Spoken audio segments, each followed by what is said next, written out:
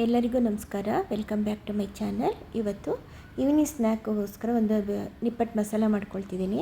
ಅದಕ್ಕೊಂದು ಅರ್ಧ ಸ್ಪೂನ್ ಖಾರದ ಪುಡಿ, ಚಾಟ್ ಮಸಾಲ ಒಂದು ಅರ್ಧ ಸ್ಪೂನು, ಪಿಂಕ್ ಸಾಲ್ಟು, ಒಂದು 5-6 ಹಸಿ ಖರ್ಜೂರ, ಒಂದು ಅರ್ಧ ಹೋಳು ನಿಂಬೆಹಣ್ಣು, ಇದಿಷ್ಟು ಹಾಕ್ಬಿಟ್ಟು ಒಂದು ಸಿಹಿ ಖಾರದ್ದು ಒಂದು ಪೇಸ್ಟ್ ಮಾಡ್ಕೊಂಡು ಬರ್ತಾಯಿದ್ದೀನಿ.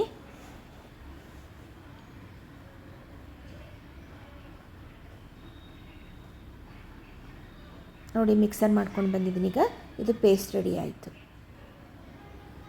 ಈಗ ನಿಪ್ಪಟ್ಟು ಮಸಾಲಾದ ಮೇನು ನಿಪ್ಪಟ್ಟೆ. ಈಗ ಒಂದು 5 ನಿಪ್ಪಟ್ಟು ತೊಗೊಂಡಿದ್ದೀನಿ.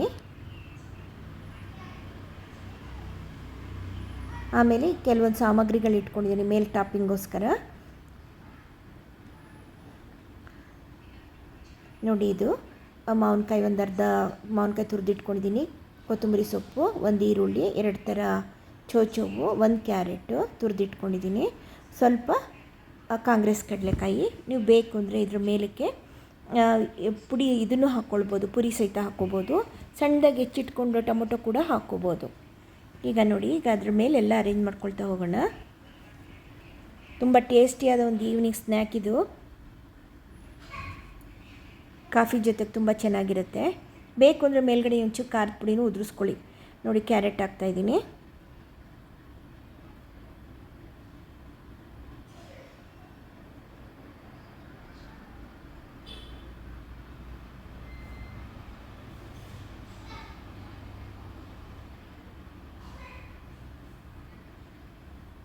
ಹೀಗೆ ಹಾಕಬೇಕು ಅಂತೇನಿಲ್ಲ, ಯಾವ ಥರ ಬೇಕಾದರೂ ಅರೇಂಜ್ ಮಾಡ್ಕೊಳ್ಬೋದು ಇದನ್ನ.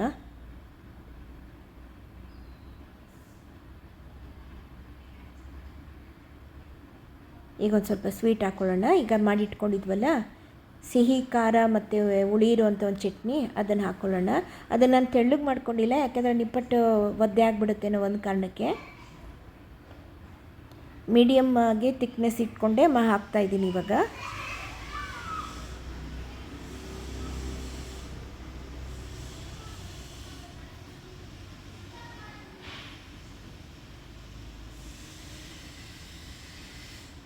ತುಂಬ ಸಿಂಪಲ್ಲಾಗಿ ಕ್ವಿಕ್ಕಾಗಿ ಮಾಡ್ಕೊಳ್ಳೋಂಥದ್ದು ಒಂದು ಸ್ನ್ಯಾಕ್ ಇದು. ನಿಪ್ಪಟ್ಟು ಇಲ್ಲ ಮನೇಲಿ ಮಾಡಿಲ್ಲ ಆದರೂ ನೀವು ಹೊರ್ಗಡೆಯಿಂದನಾದ್ರೂ ತಂದು ಮಾಡ್ಕೊಳ್ಬೋದು ಇದನ್ನು.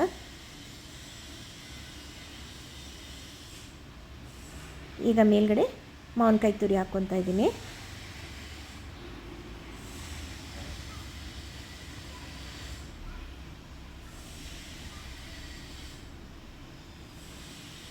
ಈಗ 2 ಥರ ಚೋಚೋನು ಒಂದು ಚೂರು ಉದುರಿಸ್ಕೊಳ್ತಾ ಇದ್ದೀನಿ.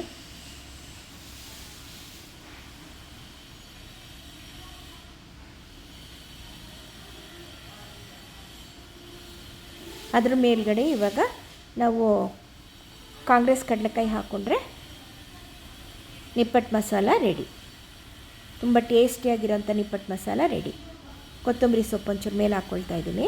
ನೀವು ಇನ್ನೊಂಚೂರು ಖಾರ ಬೇಕು ಅಂದರೆ ಬೇಕಾದ್ರೆ ಖಾರದ ಪುಡಿನ ಮೇಲೆ ಉದುರಿಸ್ಕೊಳ್ಬೋದು. ತುಂಬ ಟೇಸ್ಟಿಯಾಗಿರುತ್ತೆ, ನೀವು ಟ್ರೈ ಮಾಡಿ.